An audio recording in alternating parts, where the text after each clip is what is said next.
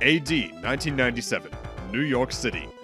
Having vanquished the evil crime empire Neo-Z, Shinobi was not heard from again.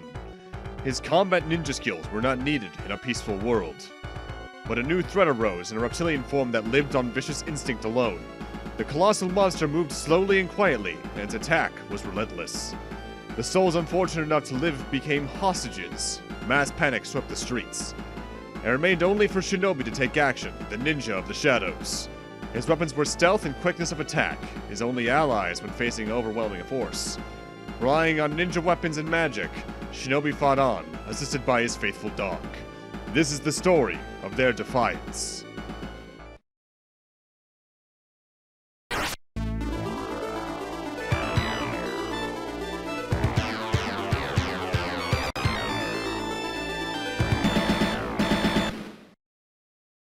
I mean, I guess that can be the story this time around. Why the hell not? Hello, everyone, and welcome to Let's Play Shadow Dancer. The Revenge of the Shinobi, I think, is the full title of this one. It's completely different from the arcade game and Master System game with the same name. This is technically a remake of that with some changes thrown in. I already just went to customize my controls, so let's head into the first stage, Burning Downtown. Now, Shadow Dancer Genesis takes quite a bit more inspiration from the original Shadow Dancer as well as the original arcade Shinobi, in that, primarily speaking, you die in one hit. With that said, one thing I should know with that off the top of my head, and very important to know, while yes, you die in one hit, you die in one hit from attacks. You can run into basically every enemy of the game and you'll just get knocked back. There is no touch damage, and believe it or not, that is one of the most important things to learning how to cheese past your way past some enemies in this game. Also important is our faithful dog, Yamato. Similarly to Shadow Dancer on Master System, you might notice whenever I press the attack button down there on the bottom, his little icon starts to glow. Unlike in Shadow Dancer originally, though, Yamato is not an attack, he's a stun move. You can charge up by holding the attack button and send him at the nearest enemy to stun them for a few seconds. Notably, though, if you don't get to the enemy and take them out quickly enough, Yamato does get injured and turn into a puppy, in which case the only times I believe he resets is if you die, rescue a hostage, or use a ninjutsu spell? Speaking of which, hostages are once again a major mechanic. However, unlike the first Shinobi, you do need to rescue them here, or at least first Shinobi on Master System. An important distinction, some of them are points, whereas some are power-ups. And I think the way you can distinguish them visually is I think the female hostages are ones that give you the power-ups, which double the damage of your shuriken and sword attacks. Speaking of which, the melee attacks in this game are just absurd. They are so good. So yeah, you saw right there, I got hit, but I didn't take damage and die because I wasn't hit by an attack. You get points at the end of every section, not only for the amount of time you took in that level, but also whether or not you used your spell. Also, every section has a time limit. If you don't reach the end by the end of it, it's a death, more or less. With that, we're on to boss 1. This is the Stomper. He only has 2 real attacks. He'll either stomp, causing a barrage of 2 sets of rocks falling from the ceiling, or like the boss in Shinobi 1, he'll breathe fire at you. You can also notably block your attacks, which are supposed to be aimed at his head, but as you can see, he doesn't put up much of his fight. Also, ninjutsu are surprisingly good in this game because, especially against boss fights, they are more or less guaranteed to do 2 damage, and you get ninjutsu based off each round within a stage. So you could use it potentially 3 times a stage, and the most you'll lose out on is some points. Alright, time for the bonus stage, though. This one's pretty familiar from Shadow Dancers on the Master System. We gotta shoot all the ninjas as we're falling down the building. You get points for every single one you take out, but you'll only get an extra life here if you either take all of them out or do what I forget you can do, which is to take out none of the ninjas. There are a couple of minor hidden things like that when it comes to like the scoring system. For instance, I think if you take out any boss except the final boss within the last 30 seconds of a stage's timer, you get like a humongous score bonus. I think beating a boss or beating a stage without using shuriken period, only using close range attacks, and maybe Yamato gets you some extra points, something like that. Now, a little bit earlier, I showed the option screen. You may have seen I'm playing on level 1. That's more or less normal mode. I wouldn't quite call it easy mode, because even on the lowest difficulty, this game is not exactly easy. The one-hit death thing kind of escalates the difficulty for any game, no matter what it is. You have to be super careful. Again, my best advice is just take your time. But as for what the 3 difficulties do, they slightly change the ending. I'll get more into that at the end of the video. But what they mostly do is affect the placement of enemies and how many continues you get outside of lives, period. Because of that, honestly, it's one of the main reasons that I only really play on higher difficulties if it's required to get certain endings. And even then, what I tend to do for certain games is play on the normal mode anyway, and then show off the hard mode ending in the case it's a super pain in the ass game to go for everything while recording myself. My best advice for you is to remember you have the damn dog, because that makes what could be very hard to navigate situations super easy to get through. As you may have seen there with that gunman, for instance, I could have just jumped over his bullet, or you can nullify the bullet from even showing up to begin with. Also, all the ninjutsu types in this game function as screen nukes. There are no ones that help for, say, traversal or things like that. What is back from Shinobi 1 and Shadow Dancer Master System, though, we got layers, sort of. In this case, pressing up and jump puts me to the background layer, whereas down and jump brings me back to the foreground. But there are times you'll need to press a direction alongside jump to reach extra platforms to, say, rescue another hostage, or even find some extra points in the form of enemies to kill. Or in the rare case, a hidden 1-up. They're very rare in the game. I myself only know where about 3 or 4 are total, and one of them I believe is impossible to get without taking a death yourself. But you can at least find them if you check around enough. Just keep an eye on that timer, of course. Alright though, we are now on to the boss of stage 2, and probably my least favorite in the game. This is the Mirage. It's a face with 2 grabby hands. You need to hit the face to damage it, but you need to make sure you walk a good distance away from it wherever it is, because the hands have a surprising amount of reach even before they fall to the ground at the end of his attack. And notably, when they fall to the ground, the hands still do count as an attack, so always keep your distance from this boss, otherwise, well, you're losing a life, plain and simple. Although, thankfully, there is sort of a super easy mode in this game, kind of. I think it's if you hold A, B, and C, and then press Start on the main menu. You access what's called Practice Mode, which allows you to practice the stages without, like, getting a game over or something like that. Personally speaking, I don't find much point to it, but it's there, I suppose. Now, something else, seeing this bonus stage reminded me of this, that is in the options, is the ability to turn shurikens off, period, in the case you want to go for an all-close range attack run. With that said, there are limits to that even still. As when you turn shurikens off, they're still on not only for the bonus stages, but boss fights, because the only thing you can attack a boss fight with are either shurikens or ninjutsu. Similarly speaking, your dog is only helpful in non-boss fight scenarios, because you may have noticed he likes to just disappear when they show up for some reason. Either way, welcome to stage 3, Lady Liberty. This is potentially my least favorite stage in the game, but I say potentially because the final stage kind of sucks. Now, one thing I feel I should do now at this point, since we got some run, this is definitely the most downtimey stage in the game, thanks to a certain elevator section later on in it. Let's go over what the plot is in the manual, because there's actually a little more detail as to at least where the dog came from.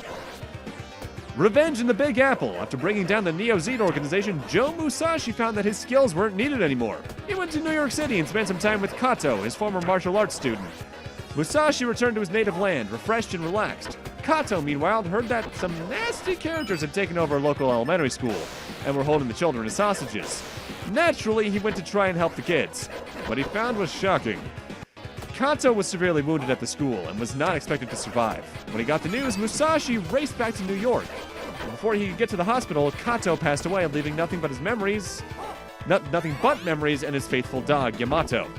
Overcome with grief and rage, Joe Musashi promised Kato's mother that he would avenge her son's death. Kato perished at the hands of one of many ninja warriors belonging to Union Lizard, a frighteningly vast and powerful group that took orders from a hideous, gigantic reptilian form. Since it could not communicate through words, the reptile's instinct guided it and the many soldiers on a path that would result in world domination if no one stopped them. They've taken over New York and are holding many terrified people hostage. Can you guide Joe Musashi and Yamato, the Shinobi dog, through the ring of fire and triumph over this evil force? I was not expecting to read Shinobi dog there. It is interesting to me, looking at both the plot in the manual and in the intro crawl for the game. Jump over that helicopter's bullets, by the way. It's the only way to dodge the attack.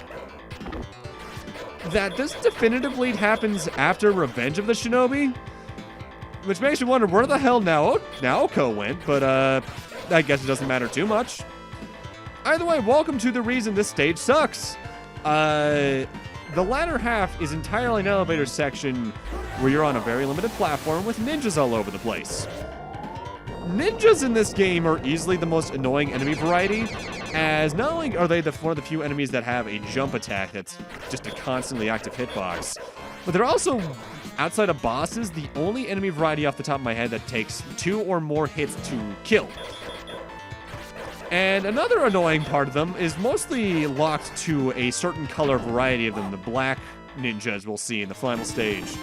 They have a rolling attack that they have basically no tell they're about to do, and it's very easy to get hit by that if you're not expecting it at every single second. With that, though, we're on to boss 3. This is Blade, I think? She's kind of annoying to kill, mostly because her hitbox is her tiny head, which is nowhere near as vulnerable as the Stompers. It's only really vulnerable when she's using one of her attacks. Her saw blades are constantly hitboxes, so even getting close to her can be deadly. But my best strategy, stay away from her when she throws her blade. Jump over it and try to hit it. Be careful with the saw itself, though, because it doesn't move towards you immediately after landing. There's a bit of a wind-up at first, and it's very easy to overestimate how fast it's going to come at you and end up getting hit by it because of that. Would I say she's the hardest boss in the game? No, far from it. But it's one that's very easy to get surprise kills done to you by. Take surprise deaths from was probably the better way to phrase that, but the sentence has already been said, and I don't feel like going back to re-say that line.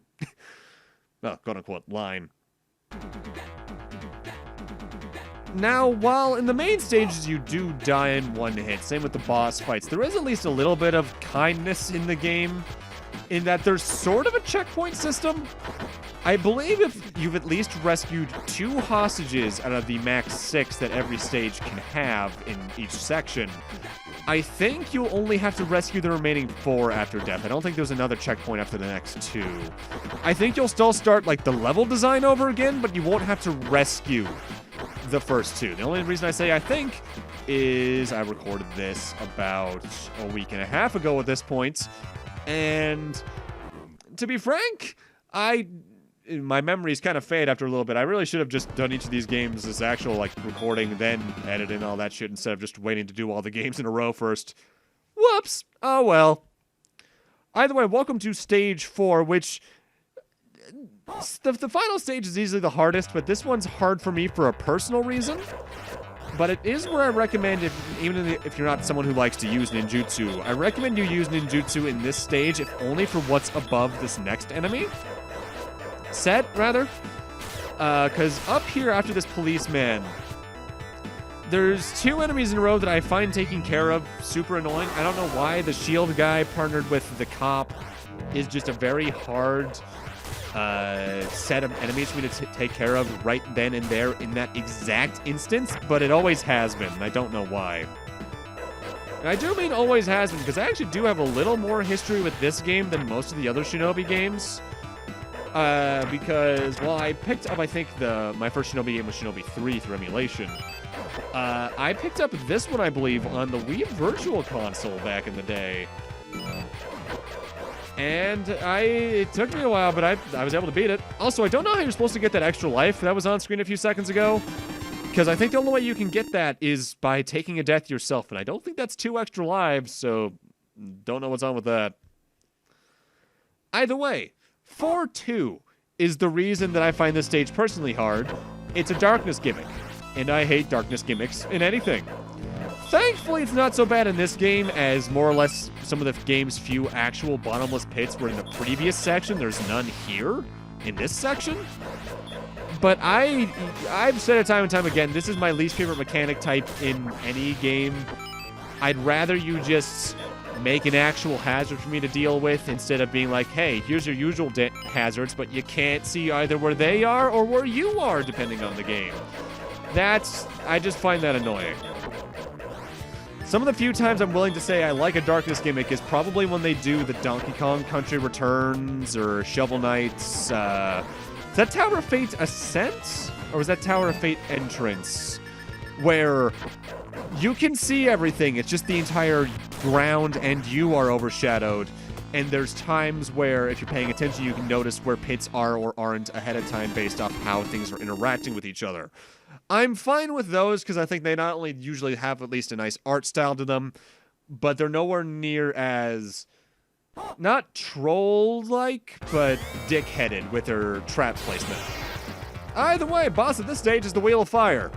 This is the easiest boss in the game, even easier than the Stomper, because again, touch damage doesn't exist, and its only attack is to circle around you, occasionally stopping to fire a few fireballs at you. But if you're quick on the firing with your shurikens, you can attack it before it ever attacks, causing it to try and loop back around to hit you either on the other side or do a full 360 back to where it was to attack.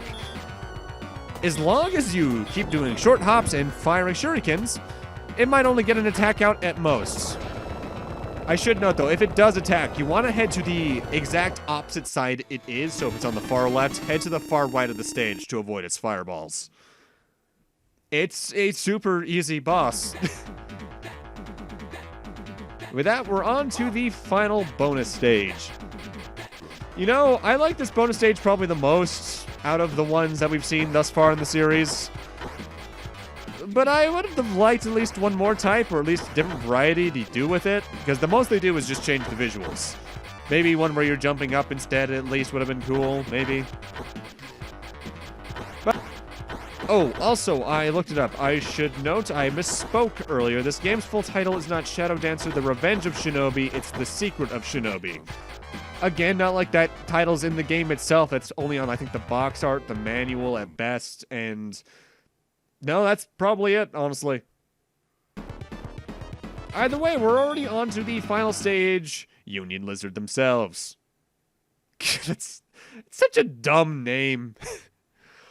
I mean, I'm guessing the point in the game is that the final boss is actually like a lizard in armor or some shit, but it definitely don't look the part. With that said, this is easily the longest stage of the game, and its setup's also a little bit different. While the first 4 stages are 3 sections, 2 platforming / action, and then the third one's a boss fight, this stage is 5 rooms, each focused on a specific enemy type we've seen throughout the game that we need to deal with. And at the end of it is the final boss. Thankfully, if you've gotten this far, you know at least how these enemy types work in base attack, so most of them shouldn't give you trouble. If anything, the only one that should is the final room, room 5. Because that is where the black ninjas I talked about earlier shows up. And in the final 2 rooms in particular, I think the second to last room itself is just also the other ninja varieties. They are definitely the hardest rooms in the game, as obviously, as I mentioned, ninjas take more hits to kill anyway, but they spam them at such a rate that it becomes kind of hard to avoid them. And I think this is one of the few stages where you get to see the game kind of has like a Mega Man syndrome going on, where there's some enemies that will respawn if you backtrack far enough, particularly with how the ninjas spawn. There's at least 1 or 2 cases, I swear one respawns if you go too far backwards, unless it's technically a second ninja they only placed there to troll you if you went backwards trying to avoid another ninja, which honestly, yeah, I could buy. That seems very 1990, I think this game was? Yeah, 1990 in Japan and the US. 91 in the PAL region. Okay. Also, one thing I should also state, in terms of the Japanese lore, this game's a little bit different in the series. In Japan, this character isn't Joe Musashi, the main character from Shinobi 1 and Revenge of the Shinobi, I believe. I believe this is supposed to be Hayate, his son, which would explain the lack of Naoko, because if anything, she would be Hayate's mother. Honestly, Shinobi lore doesn't really matter. Because by and large, the games are very self-contained. Hell, I actually haven't read the manual for the Game Gear games because I'm just excited to see whatever the hell kind of bullshit they make up for those games. Because I try not to read the manual plot synopses beforehand. I usually try to do it on screen for the first time just to see how needlessly silly it is. With that, though, we are on to the final boss. This is Stavros. I mean, I guess that face can kind of look like a lizard. The boss themselves is odd in terms of their attack. It only has 2 attacks. 2 summon black ninjas on the right, left, or both sides at once. Which my best strategy is to hit their toes and knock them off screen, and then hit them with my sword to either kill them, or knock them so far off screen they despawn. And then eventually, Stavros' head is going to blow off the body. I think it's about to do the attack right now, yeah. Which will release fireballs in, I think, set locations across the screen. I tend to stick to the right side of the left pillar to avoid it. In which case, you just need to shoot his weak spot in his neck hole in order to do 2 damage, hopefully every cycle, meaning this fight is at most 3 cycles. These black ninjas are the ones that especially like to troll me, as they like to just go into the roll move with no real warning whatsoever.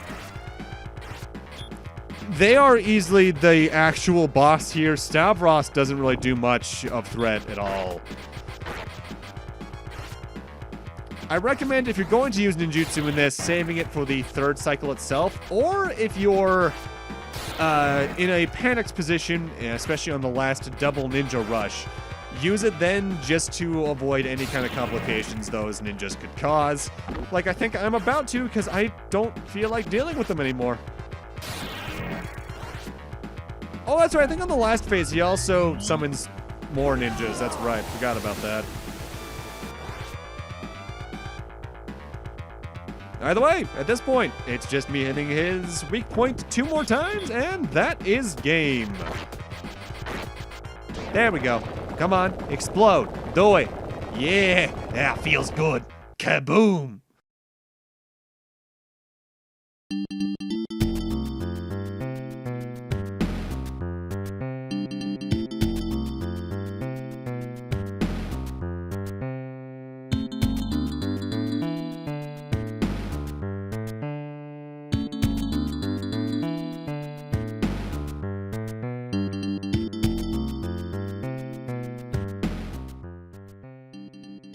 I find it interesting that out of the first 4 released console Shinobi games, out of the ones we've done on the channel at least, it's namely the 2 titled Shadow Dancers that both have, you know, actual credit sequences instead of them either not being in there due to probably cartridge space or removing them from the English version, period, for some reason in the case of Revenge of the Shinobi.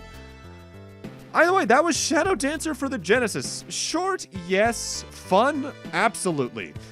While I think Revenge of the Shinobi is the first good Shinobi game, this is the first one I would actively recommend to people, as while the difficulty is definitely there, it's fast and accessible enough that I feel anyone can pick it up, understand it, and at least try to play it and have fun. Whereas in Revenge of the Shinobi's case, I feel the end game kind of falls apart in terms of stage design quality, and due to that, let alone getting the good ending, it's just kind of annoying. With that said, I should note there is technically a difference in ending depending on whether or not you are playing on level 1, 2, or 3 difficulty-wise, which I actually looked at the speedrun board a moment ago. And apparently the speedrun counts level 1 as easy, so I technically played the game on easy, which, yeah, I guess. Again, it's mostly just a difference of where the enemies are placed. What changes is the final shot here once the credits end. Here on level 1, it's daytime, and in the bottom right, we're going to see the text "to be continued." If you're playing on level 2, that text is still "to be continued," but the background is kind of more of a purpley and insisting it's probably closer to nighttime, if anything. And if you're playing on level 3, the background is still nighttime, like from the level 2 ending, but the text in the bottom right says "the end." kind of a strange difference in how to change your ending, not even like any extra images, like maybe use something from the manual, have Kato's spirit be looking down like a JoJo character from whichever afterlife he believed in. Ah, well, if anything, this is probably closer to what the Japanese lore is, whatever it may be. Also, one thing I forgot to mention throughout the entire game, this game's soundtrack is kick-ass. I love this credits piece in particular. It's very relaxing. Either way, with that, we're moving from probably the first good Shinobi game I would recommend to people to the game in the series I recommend people stay away from the most. Thank you guys for watching. Have a great night. Take care. And I'll see you guys in the Cyber Shinobi for the Sega Master System. Yeah.